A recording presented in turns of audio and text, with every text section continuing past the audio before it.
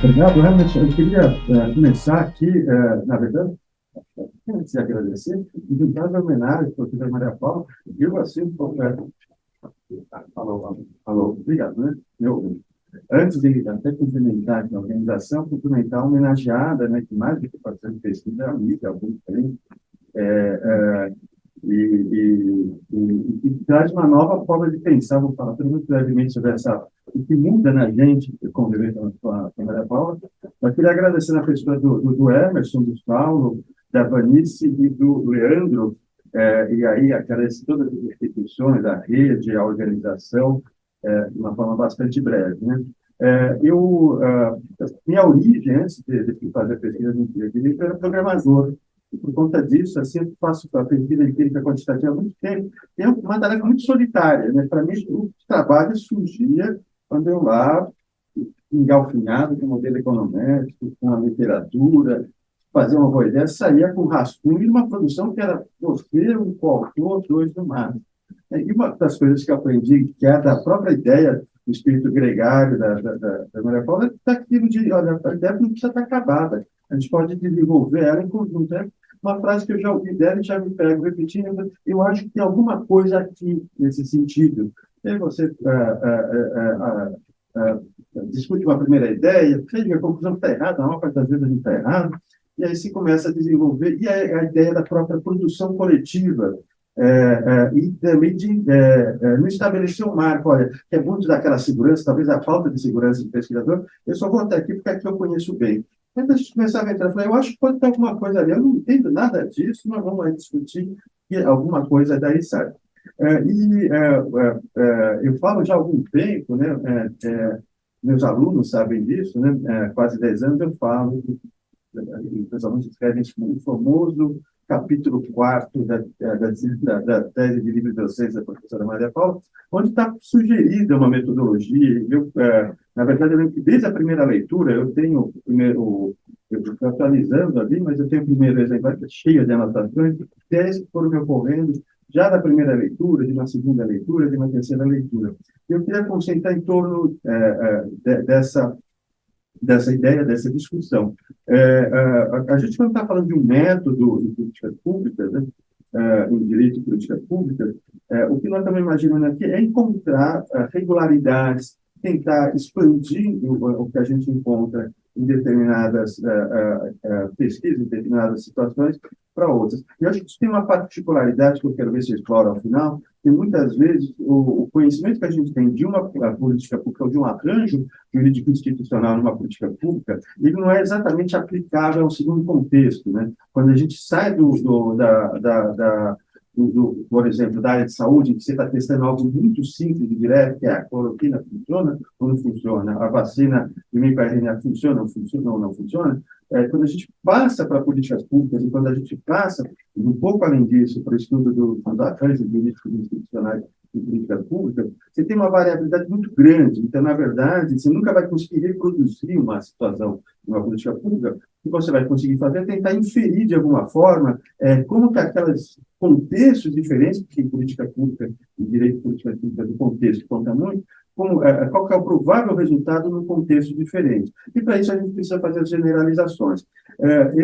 Quando eu olhava essa discussão sobre uma ideia que é muito de um método empírico em direito de políticas públicas, eu acho que a gente parte de algo que é relativamente tranquilo, que é exatamente isso, estamos procurando variáveis, estamos procurando aspectos a partir dos quais a gente vai tentar fazer as generalizações. Eu acho que um segundo passo, que está naquele texto, durante algum tempo eu me perguntava qual era o sentido daquilo, mas e eu acho que isso é relativamente também fácil de entender, é uma diferenciação que a gente pode fazer entre estudo de primeiro nível e estudo de segundo nível. Né? Quer dizer, o que a gente está fazendo quando a gente fala de estudo de primeiro nível, e o que a gente está fazendo quando a gente está procurando estudo de segundo nível, que para mim é onde estão as generalizações na literatura como um todo. E a gente pode fazer um paralelo que está na texto Maria Paula, que é exatamente com a área de saúde. Né? Na área de saúde, a gente vê com muita frequência, e eu consegui reforçar muito essa ideia, porque o curso de Direito da Unifesp está numa universidade que começou como escola de medicina, quase centenária como curso de medicina, e vai formar ainda a primeira turma de Direito. Que a situação típica do pesquisador de direito é daquele médico que entra o paciente e narra lá uma série uma certa condição de saúde, o médico faz um exame clínico, ou pede ali um exame adicional ou outro, tem um tratamento recomendado, tem um tratamento que, na média, resolve aquele problema, o paciente vai, volta com a instrução para narrar o que aconteceu, ó, deu certo, não deu certo. Ele fala, estamos no caso da média, estamos lá tratando uma exceção, temos internet, aplica uma outra prescrição, complementa aquela medicação, faz outra recomendação, e aí depois ele sempre escreve um artigo daquilo. Assim, cada paciente tem um artigo, né? Porque a medicina produz as centenas, né, que a gente se faltando para conseguir publicar de vez em quando, né? Isso podia ser um estudo de primeiro nível, né? Ali é um caso individual. A gente podia pegar um caso, por exemplo, de um pesquisador de saúde que está trabalhando no desenvolvimento de uma medicina, de uma vacina ou de um remédio.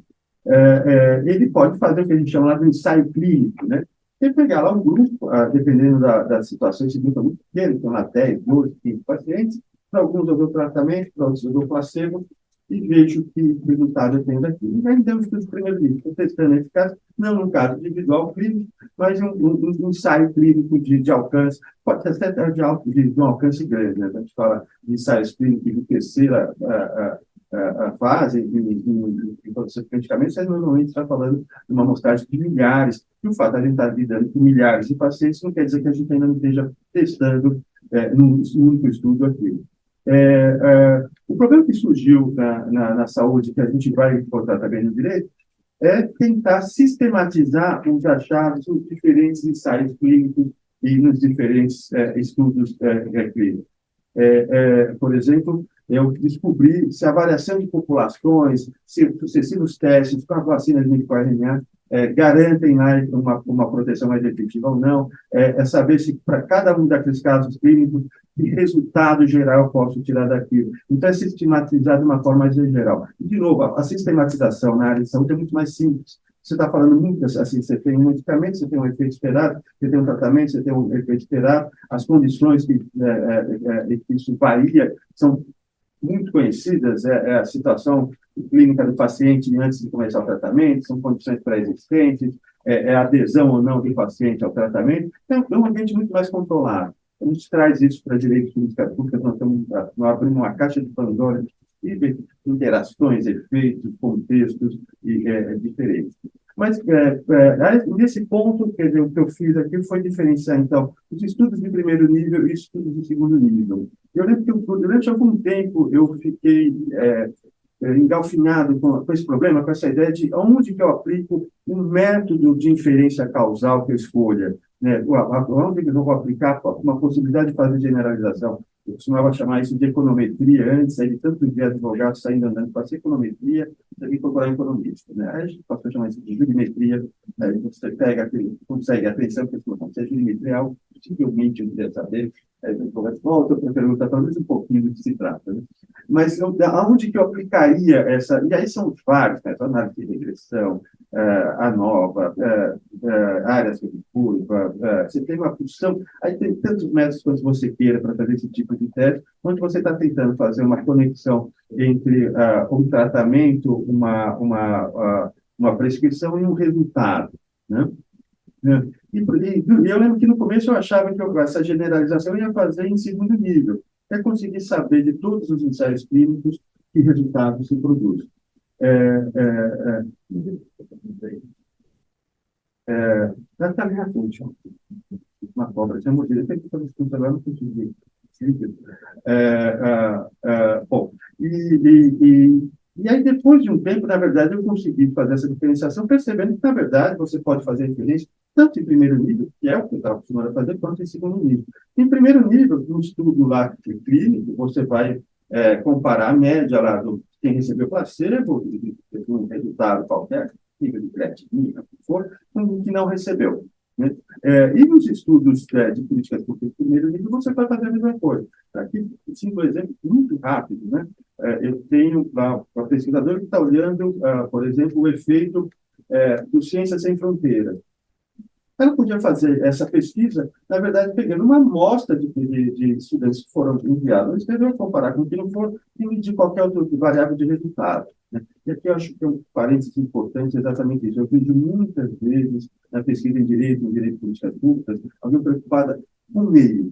Será que a política foi implantada seguindo a prescrição de determinada conta, seguindo tal coisa? Olha, pouco me importa se tem plano de mobilidade naquela cidade ou não, se aquilo seguiu a regra da lei ou não. O que me importa é o resultado disso. Então, começar a fazer pesquisa em direito de política pública, estou olhando também o resultado, né? Fazer a conexão do arranjo jurídico institucional com o resultado. Assim, parece um alerta até óbvio, mas eu vejo consistentemente muitas pesquisas em que está se estudando o meio jurídico em si. O licenciamento ambiental não está sendo usado sempre. Mas, escuta, vamos olhar se o licenciamento ambiental, em tal ou qual situação, mudou o indicador de qualidade ambiental.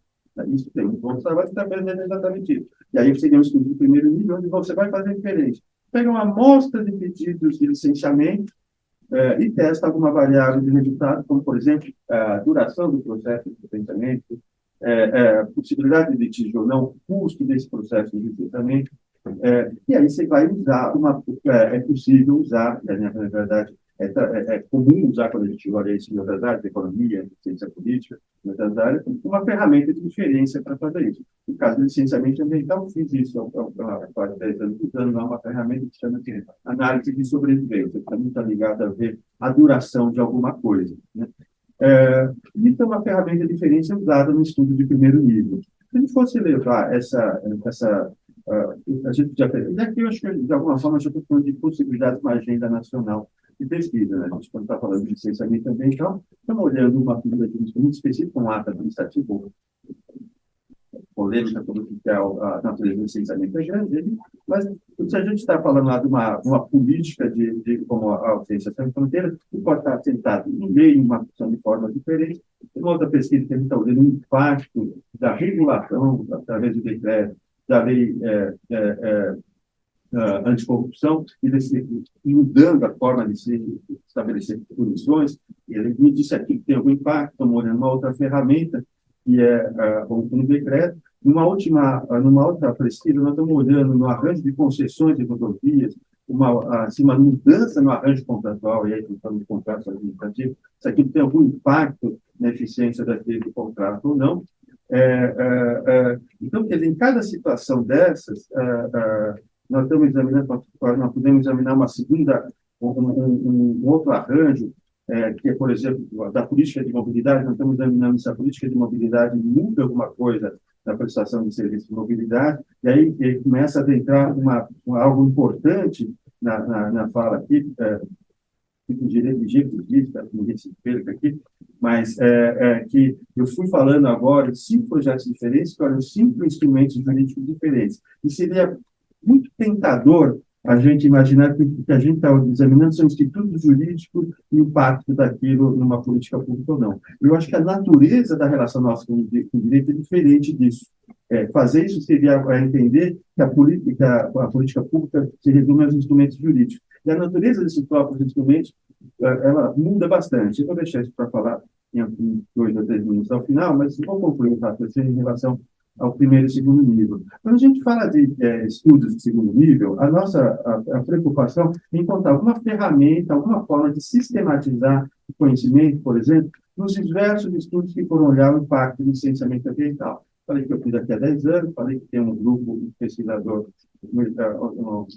nosso trabalhando no licenciamento agora. A gente tem alguns outros trabalhos que foram olhar a relação diretamente entre processo de licenciamento e variáveis jurídicos institucionais, como, por exemplo, presença ou não de conselhos paritários, a gestão do licenciamento ambiental por um órgão da administração direta ou indireta, as regras de transparência para submissão e para o acompanhamento desse pedido de licenciamento. E nesse segundo nível, o que a gente vai fazer é juntar todos esses estudos e ver se qual o impacto ou não de cada medida dessa, de cada referência dessa.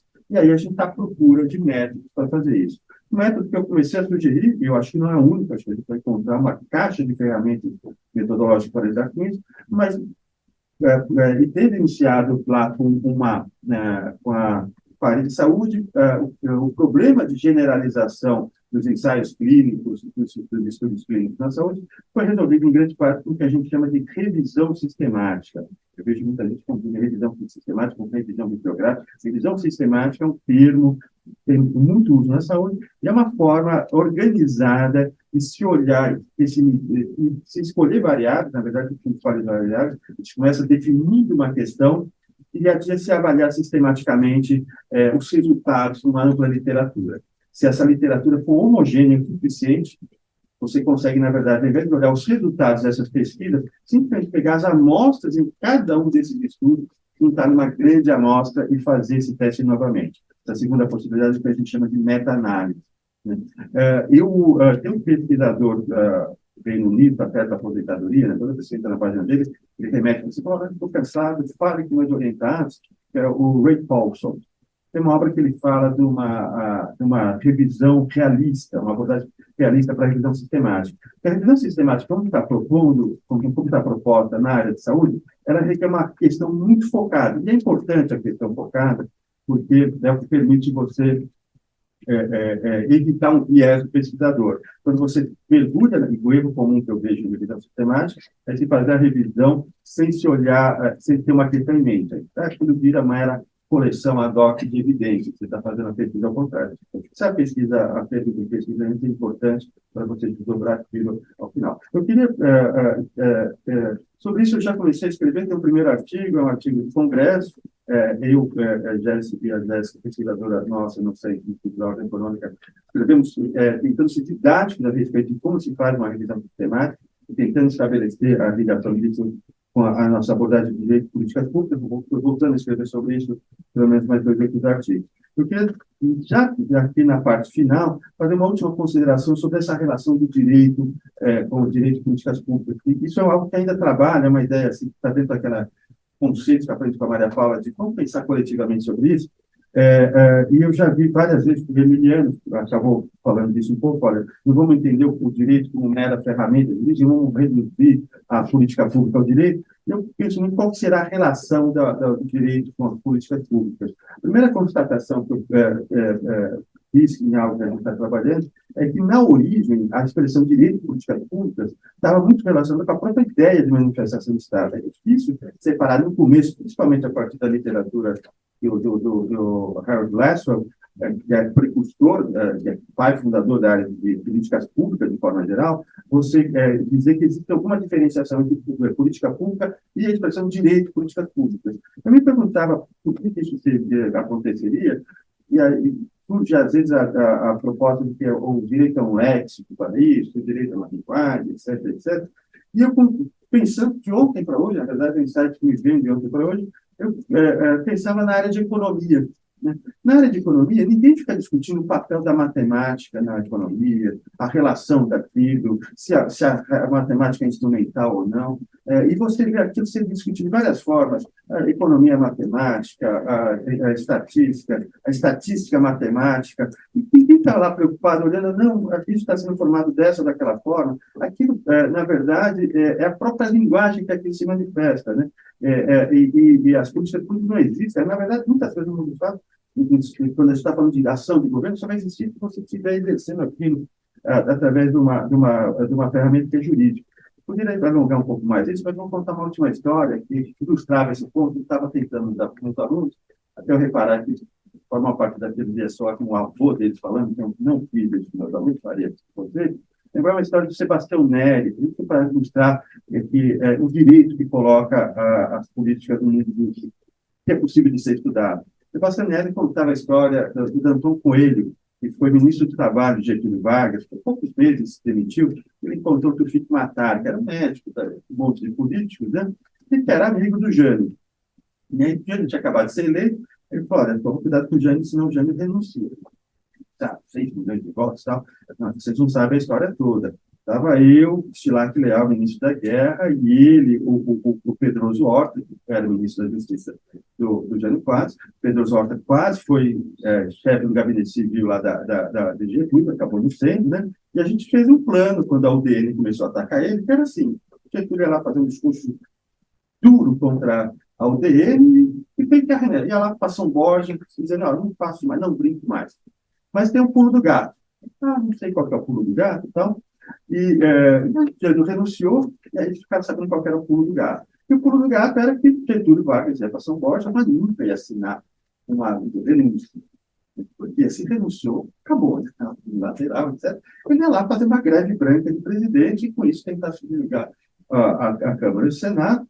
E o Jânio Quadros foi lá e pôs no mundo dos fatos, né? Foi lá e fez a renúncia, um ato administrativo que produziu efeito desastroso. Ou seja, na hipótese do Getúlio, toda a discussão ficaria no mundo da política, porque era um arranjo político. Então, ele assinou o Jânio, quando tentar canhestramente sugerido pelo que falava tanto com ele pelo Pedro do Horta, foi lá e resolveu assinar naquela estratégia provocada dele de submeter ao Congresso, que deu no que deu. Então, assim, essa separação, a ideia de que o direito talvez seja mais do que uma linguagem, é algo que é transparente, é a forma como o Estado vai se manifestar, não sei se a gente vai chamar isso de linguagem, etc., mas o que eu sei é que na economia ninguém fica olhando, discutindo o papel da matemática, ninguém vai discutir música falando que pus uma semicolcheia que eu falar, você fala em cores, tonalidades, em fuga, mas não fala em notas, e eu acho que a gente precisa alcançar essa construção para conseguir estabelecer, de fato, a relação entre direito